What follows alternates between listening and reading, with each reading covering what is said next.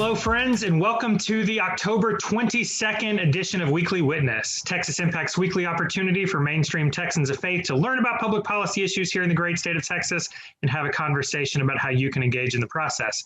My name is Scott Atnep, your host and Texas Impact's Outreach Director, and today we are excited for our fourth episode of Gearing Up, Texas Impact, Faith Priorities for the 2021 legislative session. And today we're going to be talking about the third of our four priority sections, talking about human rights and immigration. And I'm really excited for the panel that we have lined up for you today. But first, we have a couple of quick housekeeping items. And really, y'all, today, let's be real. It is all about voting. We talk about November 3rd being Election Day, but Election Day is already here. I voted, many of you have voted, and Texans in record numbers are showing up to early vote. And I have certainly enjoyed seeing your I voted stickers all over my social media. And I assume, maybe falsely, but I'm going to be optimistic today.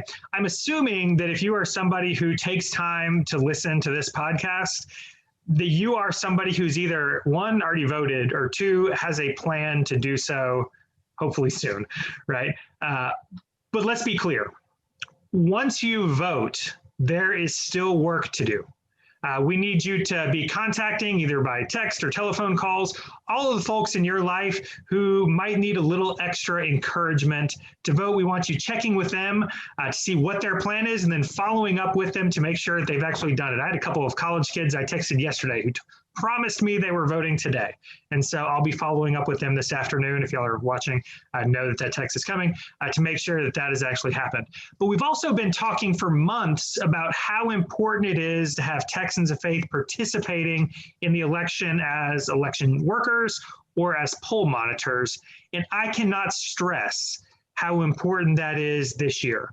Our democratic norms are being challenged, and we need Texans of faith fully active and engaged and participating in that process to make sure that every person's right to vote is protected. If you have questions about how you can engage in the process this year, I hope that you'll check out texasimpact.org, click on the Texas Faith Votes page. If you have questions, you can always reach out to me at scott@texasimpact.org. Friends, this is the time. Now is the moment for Texans of faith like you to be participating and to have your voice heard in this election process. We hope that you're all working to do everything that you can during the season to speak out for justice and to bring it about through advocacy and at the ballot box and through protecting Texans' right to vote. So I hope we can all covenant together today that when we're done, we're not going to go back to life as normal, but we're going to take some steps to actively participate in this process. Let me know in the chat if you're willing to do that. So one final word, since we do have a live audience today in addition to recording for the podcast. I'm sure by now most of you have participated in a Zoom webinar, maybe one of ours, but we have a couple of options for you to participate. We have the chat feature at the bottom. We're using that for like water cooler type talk. I would encourage you to send that to the participants and all attendees so we can all have a conversation together. But if you have questions specifically for the panel, and we'll save time at the end for Q&A, please drop that in the Q&A section at the bottom, and we'll try to get to as many of those as we can at the end. My apologies for noise in the background. I have kids and dogs in the house. So with all of that, I am excited to welcome to the conversation today, Reverend Krystal Leedy. Krystal is a Pastoral Fellow with the Texas Interfaith Center for Public Policy. Krystal, thanks so much for joining us today. We have with us one of my friends I get to see often on Courts and Ports, which is not often this year, Cindy Johnson, who is on the United Methodist General Board of Church and Society Board of Directors, in addition to everything else that she does in the world. Cindy, thank you so much for the time today. And finally, one of our amazing partners who many of you who attended Courts and Ports have had a chance to meet, Mike Seifert, I just lost your title, Policy and Advocacy Strategist with the ACLU of Texas. Mike, thanks so much for the time today. Thank you. Good afternoon. Right, so appreciate you all being on. We're going to start out with Krystal today. So Krystal, this is the fourth in our series, laying out Texas Impact's legislative agenda for 2021. And previously, Bees joined the conversation to give us an overview and talk about climate justice. Josh has come on and talked about anti-discrimination and systemic racism. And I heard you on another webinar earlier this week with the Texas Border Network, talking about your personal experience with human rights through our Courts and Ports program, through the program that took you down and has taken so many others down to the border to meet with asylum seekers and to see what's happening at the Texas-Mexico border. And we want to start out with giving you an opportunity to give us an overview of the legislative issues that are encapsulated in the human rights section of our legislative priorities, and why you think these are such important issues for Texas Impact and for Texans of Faith.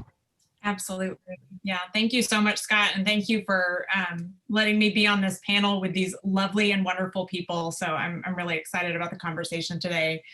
So the Texas Impact Board, as many of you know, has worked incredibly hard to be able to put together our legislative agenda, the legislative priorities for this year. And I want to remind everyone that the board voted unanimously on these legislative priorities so that we can come at the legislative session with a united front, which is very important to speak with one voice, a diverse voice, but still one voice.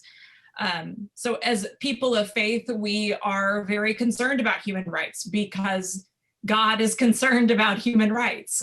In almost every major religion, we love others because God loved us first. So why would we not be concerned about our brothers and sisters that we live in this global community with? And our particular way as Americans, as Texans, is showing that love for one another through our democracy. Faith in the public square becomes imperative as we interact with one another and as we learn how to do life together.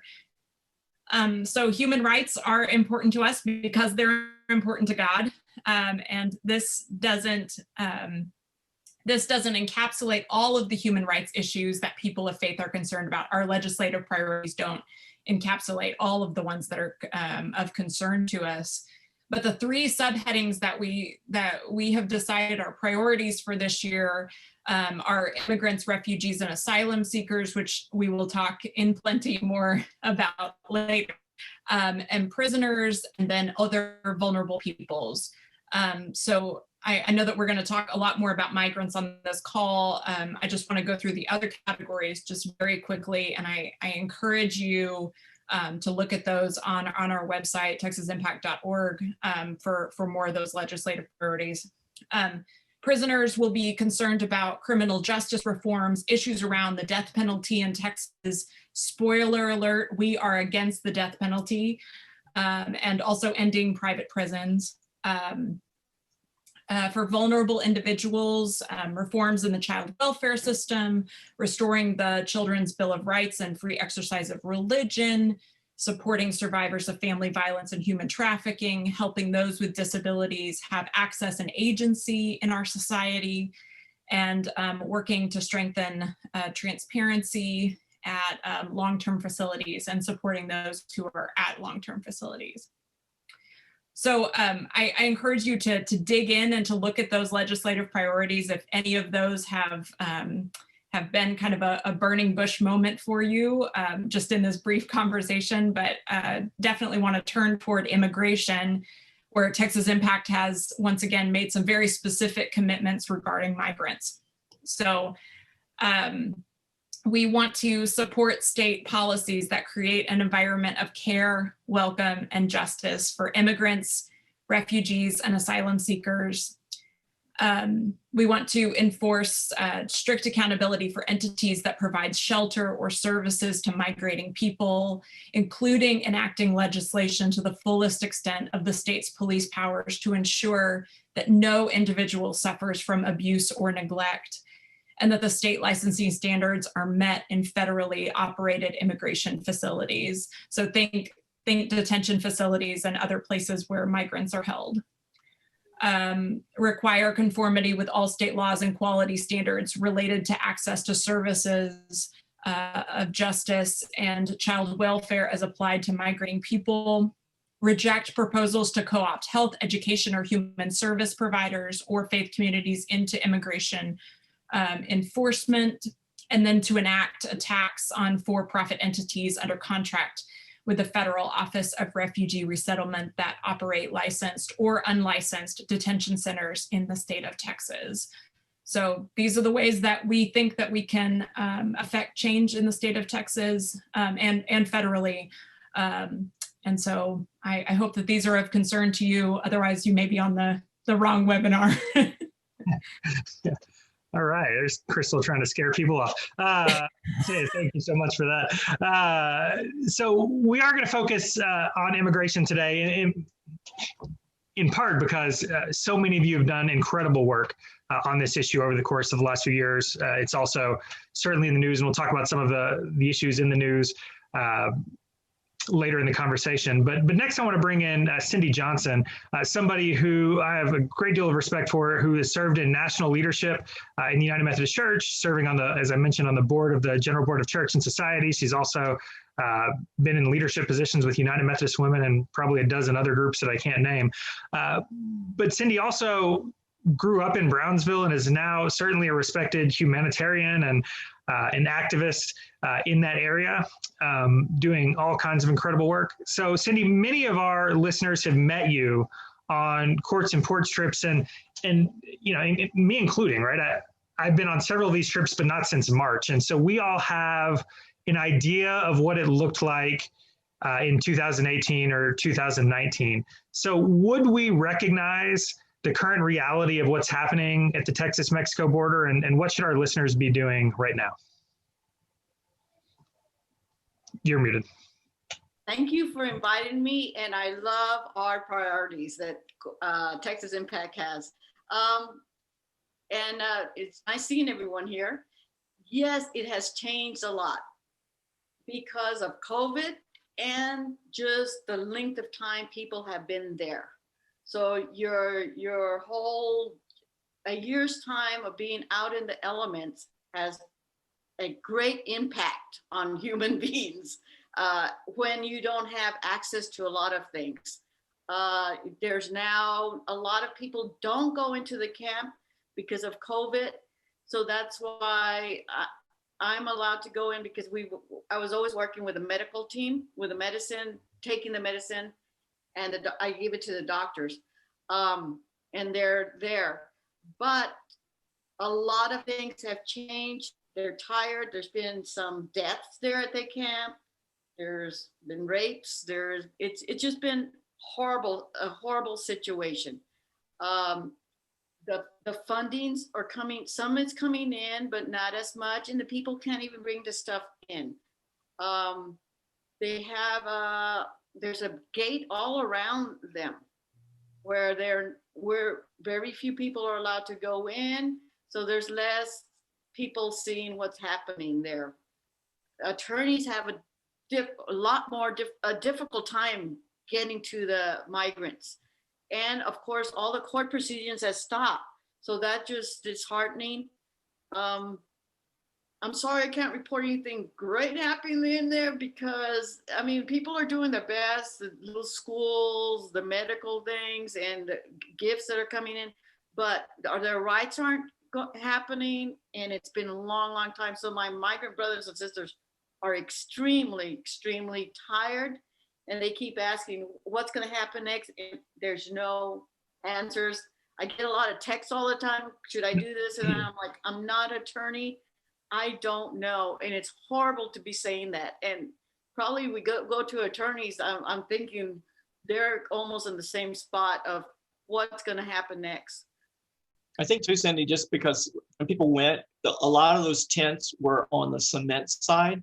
So there's a levee wall. There's a levee that runs right through there. And if you're on the city side of the levee, it's dry, relatively dry. It's at least cement. Whereas if you're on the other side of the levee, you're in a floodplain and it's all mud. And we had, by my count, 6 floods since June, which meant water came up 4 to 6 inches. It destroyed their tents. It brought in more rats, snakes, just every kind of thing. So they had to redo all the tents, all their bedding again and again and again. So that's one of the big changes that a lot of courts and ports people would not necessarily understand. So there's no one on the cement side. When we came down the bridge, you cross the street, you see all these tents on the cement side. Then you go up the hill and see the other encampment. Well, it's all on the other side.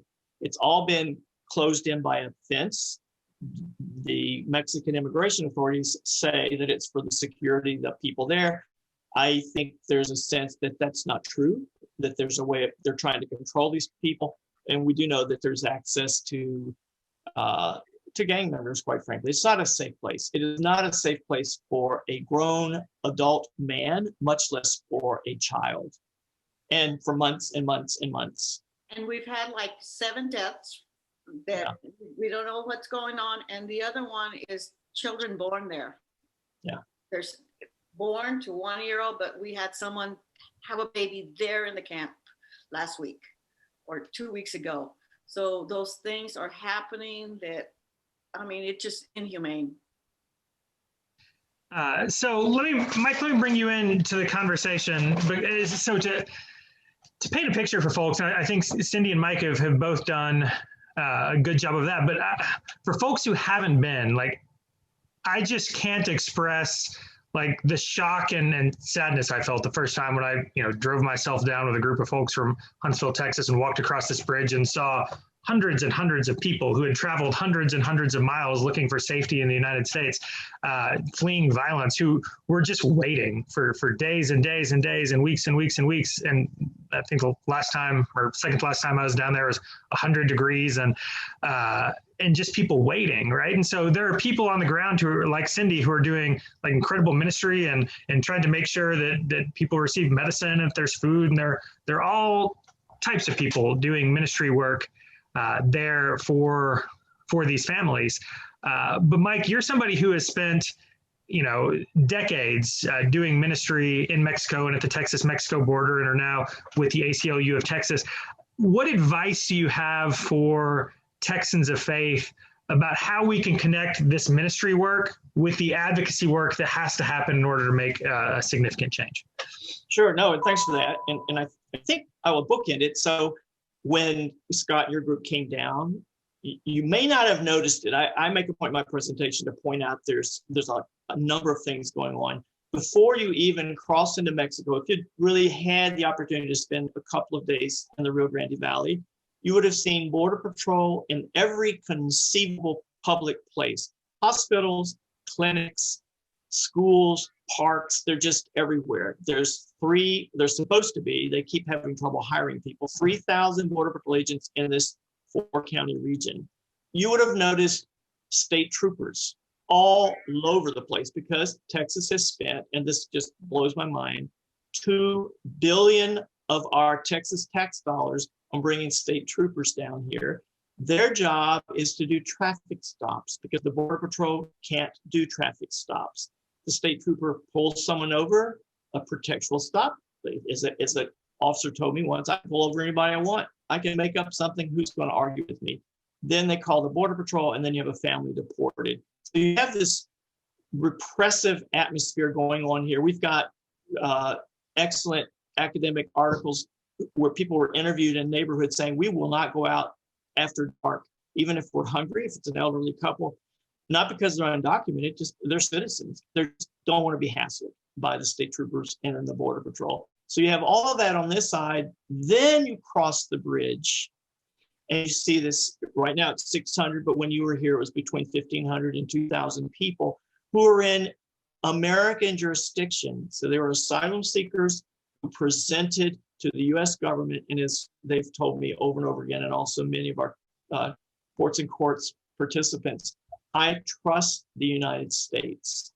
I'm not sneaking into the United States. I'm not going to hide from that. I am tired of hiding, but I trust that I've heard this so many times, it's heartbreaking. I trust that once a judge hears my story, they will allow me to be a member of a community in the United States. So very often the question asked by reporters who don't really get this, they'll say, so why did you come here? And the answer by an asylum seeker typically will be, well, I came to work. If they had asked, why did you leave El Salvador or Honduras or Guatemala? They'll say, oh, because they burnt down my home, killed my kids. That's why I left. But I'm coming here to contribute. I'm not coming here with my hands out. So you have this incredible community living in pup tents, laid out on mud, earth, hard ground, in shade. Thank goodness there's shade there, but there's also there's clouds of mosquitoes, there's rats, there's every kind of horrific thing. This is a tent that if you took your kids camping about 2 a.m, you say, you were out of here. No one should be here. You're intending to camp. These people did not come here intending to camp. So they're stuck.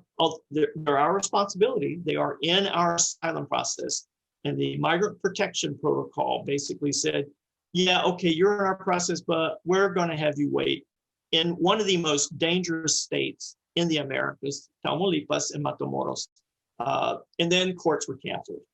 And the whole point, again, is Border Patrol agents themselves have told me, my job is to make them as miserable as I can. And then, of course, I think the news that we just saw this week, which is so, so disturbing, is one of those efforts was the separation of children from their families and losing, that's not even the right verb, over 500 of these kids forever. So it comes back to Texas again. I mean, we have a lot to do with that. This is our monies being spent to do our end of the repression on this side of the border. And it's simply, for me, it's unconscionable. I can't pray in the morning with a peaceful heart knowing that this is still going on. Yeah, so let's talk about those 500 plus kids that have not been returned. I don't know how many telephone calls, text messages, Facebook messages I got about that yesterday. But I think people have been shaken by this story for years now. And for that to come out yesterday, I know for many people that wasn't a surprise, right? But it put it back in front of us. How do we as people of faith or as advocates respond to that news? Go, Krystal. Yeah, I mean, one quick thing is it cannot be seen as normal. The camp now is seen as normal. People, except for people who bothered, and God bless you, to come down here and walk across that bridge and see it. Most everyone else is like, oh, well, that's just the way it is. No, that is not just the way it is. These kids, I mean, we often talk about reparations, penance in church circles for sins. We admit our guilt, and then there is a penance and there's reparation to be done. I don't know how you do a reparation for a child who is separated from her parent at 3 years of age. It's been 2 years now, and they're going to meet that mother. What's if they find the mother, and then I think the other thing is, as people of faith, and we get together on Sundays and we spend these couple of hours together to make a place in our hearts to imagine what it would be like if they took your 3-year-old. And you have no idea the guilt that you have to be feeling, the loss, that it's one of those losses that, there's not an end put to it. There's no peace to be found in that. I think it's a great cause for outrage. I can't think of anything more. I believe we have to go, this has been inhumane. We have to go out and vote. It's still happening, and make it where we keep talking about it. Just like Mike says, we make things like if they're casual and not speak out about them, and they're hurting people daily. So we got to continue not normalizing this. Like that camp, it's horrible. There's children that are separated. About 3 weeks ago, someone from Haiti got reunified, but we didn't hear those stories because they were out of the media. We know that this is still happening, and we still feel the pain, but we need to keep on talking about it as people of faith till we get some answers, because that's just what Christ would ask us to do. But never normalize it. I once in a while feel bad about someone saying, oh, I'm going to go and look how happy I made everyone feel there. They're just putting that smile on their face because they're just kind people, but never say that it's okay. It is something that is horrible, and we need to say, end it, not let me go and try to work on it. So that is very important. The mercy work's okay, but my work always is advocating and listening to the migrants themselves and saying, this is wrong, and using the voices of the migrants and amplifying them, because we can't normalize it, just like what Mike was saying. I think it's even more difficult, like when we're talking about this, as you know, I mean, especially, you know, I'm a Christian, and I believe that we are people of hope, and to hear a hopeless story about, 500 young children. I mean, we can't, the human mind can't even fathom that many people at one time. But to even, to start thinking about them as individuals, these are individual children that are crying out for their parents. It is difficult as we go into this season of hope, as we go into this Advent season, to hold that and to be reminded that we, in this case, are the oppressor, that we are allowing this to happen. This is on our watch. We have a lot of confession to do. And I think, yeah, absolutely. After we vote, we've got to hold those legislators accountable for the actions that they are doing on our behalf. That's so good. No, that's so powerful. I think too is keeping people of faith are smart people. So I think keeping on top of things. So one thing that's also happened in the midst of all this, it's been going on since March, was the policy of expulsion. So that's this whole long, complicated story, but essentially it means anybody at the Border Patrol finds, they can throw back into Mexico or maybe to Guatemala, Honduras, whatever they want to do. We don't know. And so what we've seen come out in social media is the Border Patrol saying, look, we found these 3 kids, we saved their lives. They don't tell you what happened to those kids. They don't say if those kids were put back on a plane to Guatemala, to a place where they were running because their parents were killed, or any of that kind of thing. So I think to continue to be really smart, also insistent, and I really think the change has got to come from people of faith. It is not going to come from our politicians. It's those people don't vote, but we who see them and know them and love them, we do. So caring for our immigrant neighbors was one of the 4 areas that we asked Texans of Faith to pledge to vote based on. And so we spent months talking about the importance of voting and the importance of voting on this issue. And I think it was just a reminder over the course of the last few days that this is still a problem, and we need, and when people asked me yesterday what to do about it, today is not the moment to make a legislative call, right? Today is the moment to organize your friends to vote for candidates who represent your values. And if this is not okay with you, then you need to say that at the ballot box. That said, I have friends who are saying, on November 4th, coronavirus won't be an issue anymore because it's, all politics or whatever. And obviously that's asinine. But also this is still going to be an issue November 4th. And we can't, just because the election is over, start ignoring the fact that we have some real problems in the state and in this country. So what do you hope people of faith will do? We've talked about voting. I don't think we need to use our answer time on that one. I think we can all agree that voting is the #1 priority for today, right? But starting after the election, what do you hope Texans of Faith will do to help address some of the serious human rights violations that we're seeing every day? The migrants have asked me, and we did a postcard campaign, not to forget, because we know we vote, and then what is going to happen next. So we need to continue talking about this. We got a video coming out, Oh Mercy, and it's about what's going on. We need to continue talking, social media, everything. Please do not forget us. I have some young women at the camp and a lot of people there. That is a thing.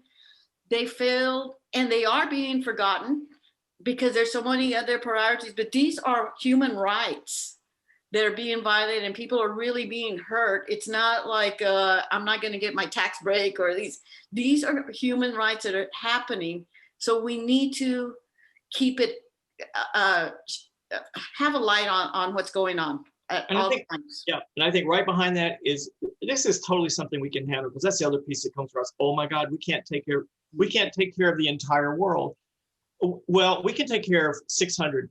Well, there's 60,000 people in MPP. We can handle that. That's like one person accounting. That is not an issue. And secondly, it's on us. This is not like someone else's problem. No, this is an American problem created by us. And so because we're people of faith, we're also responsible. So I think one is to remember that we have all the capability of the world to take in some extraordinarily courageous, brave, but also really needy people and make a home for them here. We can do that. That is not a problem.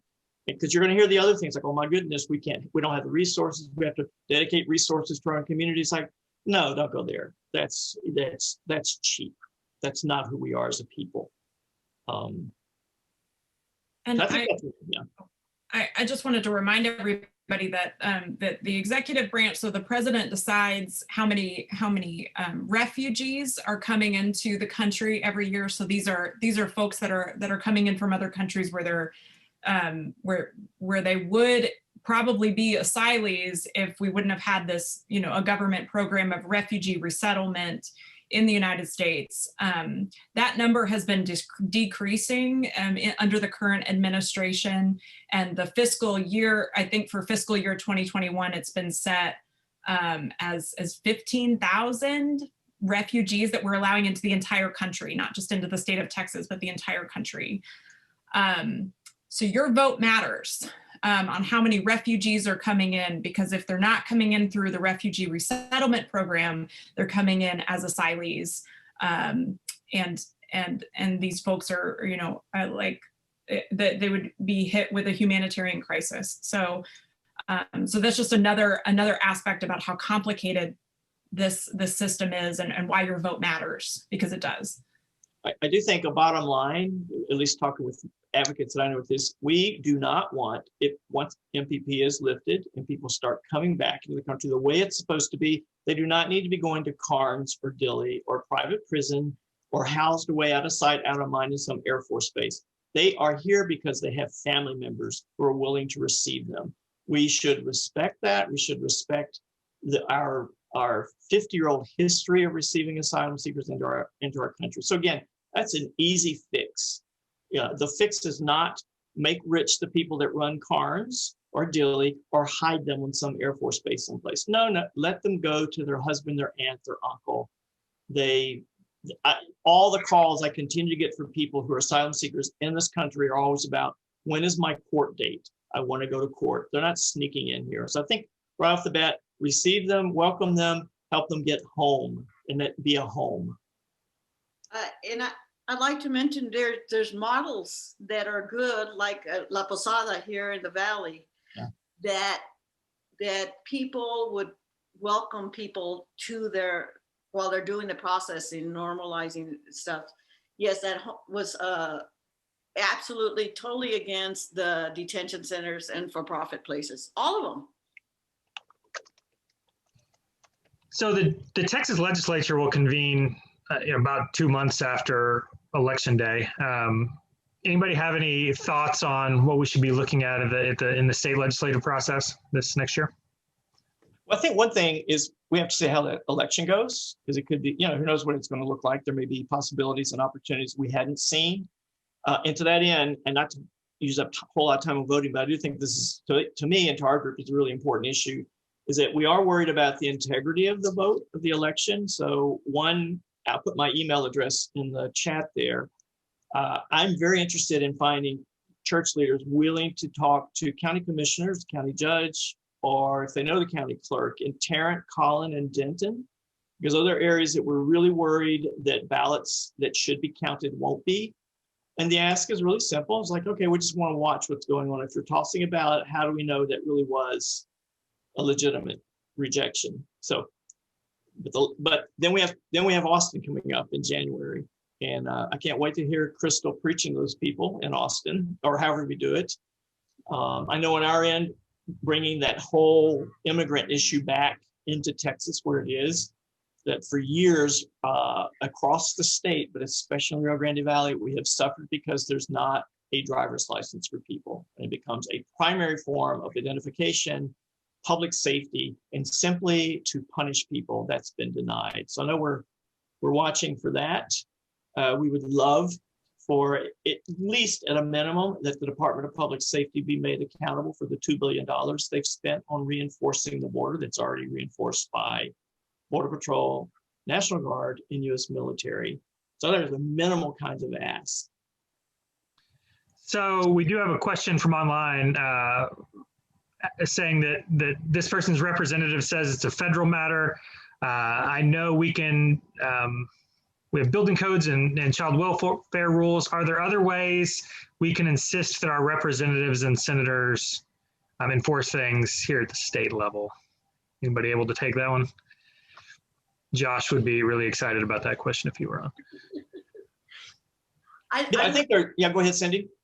Well, you're gonna answer because I learned from your wife about that there's some things that we can ask for, and it's about local psychologists. Well, we really want to get rid of these places, but the access and the transparency of local doctors, pediatricians, but there is ways to take care of it, and we live here in this. These things are in our communities. They're part of our communities. Sorry, Mike, go ahead. No, I think that's good. And so to welcome that question, but not to answer right now, because I think it's some really good technical points. There are plenty of places in Texas family law that address ways to handle this. So I think we can do that offline and send some resources back to you, Scott, that you can share out. But there's a plenty of stuff to deal with having children and families in detention. They should not be in detention. And so if they are, we've got plenty of tools to convince county authorities otherwise. And I think, this goes back to what Mike was talking about earlier, and that I'm sure Cindy has also experienced about DPS working, with the federal government to be able to enforce, to pull people over. That's a state issue. So Texans, people who are representing us at a state level should be concerned about that when our money, our taxpayer money, is going towards these traffic stops. That is our concern. Yeah, I think in a short answer to that is if you're an asylum seeker and you're registered with our immigration court process, you go home. If it's in Houston, that's great. If it's in New Jersey, that's great. So you're not stopping anywhere along the way. And so we can address the fact that if private prisons want to get into that business, we don't do that. I'm sorry, that's an end to that. The second thing is recognizing the beloved presence of the immigrant in our midst, our mixed status families. Everybody thinks it's a black and white. Well, if you're undocumented, you're illegal. That is not the case. You are in process most often. This is your home. And really, what is the issue? Like, why is it that we have to put our feet on these people's necks? This is not who we are as a community. It may be what some political people might want to do, but that's not what church people do. And church people elect these folks, by the way. So I think we have a lot to say. But it's a great question. And so I'll use this as an opportunity to plug our rapid response team. So process-wise, Texas Impact comes up with a list of legislative priorities, and I've put the link in the chat. There are a whole bunch of them. But we have our legislative team working with partner organizations who will, as soon as the election's over, start looking at legislative strategies for the actual legislative session, and will send out emails and text messages to our rapid response team when some of those priorities start moving in the legislative process and get to the point where they need some telephone calls to be made. So if you really want to kind of dive a little deeper and understand those bills as they move and participate in that process, sign up for our rapid response team. Go to texasimpact.org. If you can't find it, email me at scott@texasimpact.org and I'll get you signed up for that. So there will certainly be opportunities to engage on all of these different issues. I want to give Krystal a chance, and I'll give everybody else a chance for shameless plugs here in a second, and still give you all another minute or two to ask questions if you have some, if you're watching online. But Krystal, Texas Impact just released some new liturgical resources. So how can, Mike talked about looking forward to hearing you preach, but how can worship and prayer help with the level of suffering that people are experiencing? I mean, certainly, as we've talked about, like there are action steps that we can take, but at the same time, it's also important that we bring God our concerns, and that God is a part of this conversation as well. So we have put together a liturgical guide called SAFE, and it's particularly focused on immigration issues. So there are sermon starters in there. There are hymn suggestions and prayers and litanies and psalms that you can read responsively. I certainly encourage faith leaders to use this especially as you're kind of opening the door to Advent, as many of you have probably already planned Advent, but some of you may have not. But as you're thinking about, Jesus coming to earth and being incarnated, as well as fleeing to Egypt when things got difficult, it's important to recognize that migration is a part of the biblical story, and hopefully you'll see that these are highlighted throughout the liturgical guide. If you are not a faith leader, I still encourage you to look at it. It serves as a great devotional practice. And gives you some things to think about as you're sifting through these scriptures, as you're praying, because sometimes it feels like that's kind of all we have. There are action steps that we can take, but at the end of the day, at the close of the day, as these people are on our minds, we can always bring them back to God and not lose hope. Thanks, and you can find that resource at texasimpact.org. Cindy, I'm assuming that could be one way for congregations to keep these stories front and center, right? Yeah, that's exciting. I'm going to get a hold of it. Cindy, is there anything else that you'd like to plug or have people watching out for? Yeah, we're going to have that Oh Mercy, a small documentary, and it's about what's happening, and just to keep it in front of our eyes. So that we hold people accountable. And you're in that documentary, right? A lot of the footage, because I'm allowed to go in. So yes, I took a lot of the footage for it. Well, I look forward to watching that. Will you please share it with us when it comes out so we can share it with friends? Absolutely. The right now, just today came out the trailer for the video, and the video will come out later on. Or the documentary that, I don't know what they call it, a movie, short movie. Yeah, so something we can watch on a screen during this crazy time. All right, Mike, anything you'd like to?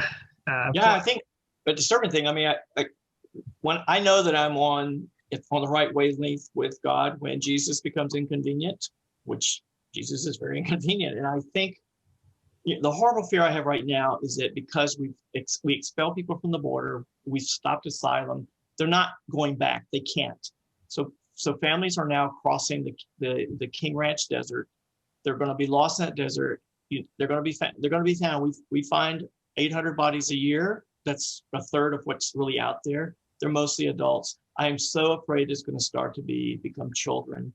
So running up on the election, if you were someone who came down and saw the asylum seekers in their camp, I think it's a great time for a letter to the editor to get on your local radio station and just say, you know what, don't you forget the sound of those babies crying in detention. That's Jesus speaking to us. And it's not pleasant, it's inconvenient, it's hard. But I have to say, and I think I won't speak for Cindy or Krystal or yourself, Scott, but I don't know that I ever feel more alive when dealing with an inconvenient truth presented by Jesus of Nazareth. I will put two in there because some people just feel like they need to offer some material resources. A link to the angry tias and abuelas who continue to work in this with the same people that Cindy sees and across the valley. They do incredibly dangerous work in Reynosa. They're on my prayer list every single night that they come back safe and sound. They're compelled by their own sense of justice. So if you want to contribute to them financially, that's a site for them. All right, thanks, Mike. I'll open it up. Any closing thoughts before I close us out today? We missed anything? Great energy. Yeah, it's a great time. If you haven't voted, it's really exciting. I just have to say, I've done Get Out the Vote for 30 years. It's actually fun to go to the polling site. It's really fun if you bring 10 other people with you. So we have a tradition of going as a Sunday school class and eating tacos in the parking lot. So I would encourage y'all, find some ways to have fun over the course of the next few weeks, y'all. This has been a challenging year, but it was really good for my soul last week to have so many people reaching out, asking questions about voting because they'd never done it before, right? And this is not the time to shame people for not having done it before. This is a time to celebrate people getting involved, many for the first time, and finding ways to make it fun. So I think that's a good closing word. Mike, thank you, Mike, for your time. Cindy, Krystal, thank you all for the incredible work that you're doing each and every day to bring light to these families, to these neighbors of ours, and we look forward to partnering with you to try to make some significant changes to make sure that the lives of our fellow children of God are protected in the weeks, months, and years to come, because we can certainly do better than we've been doing in recent memory. So thank you all for your time. Really appreciate the work you're doing each and every day. And thank you all for tuning in. This is, I've said it the last couple of weeks, this is not the time to enjoy Weekly Witness content and then go back to your regular lives. This is the time to allow this time to inspire you to take some real actionable steps over the course of the next few weeks and the next few months, because we really do have important work that needs to be done to transform lives. So let's try to do that. And remember, if you appreciate this content, if you appreciate the Weekly Witness community and the work of Texas Impact, please make sure that you and your congregation are members. You can go to texasimpact.org/join. Friends, these are anxious times. There's a lot going on, but the world needs the faith community active and engaged. So let's get to work. Thanks, friends.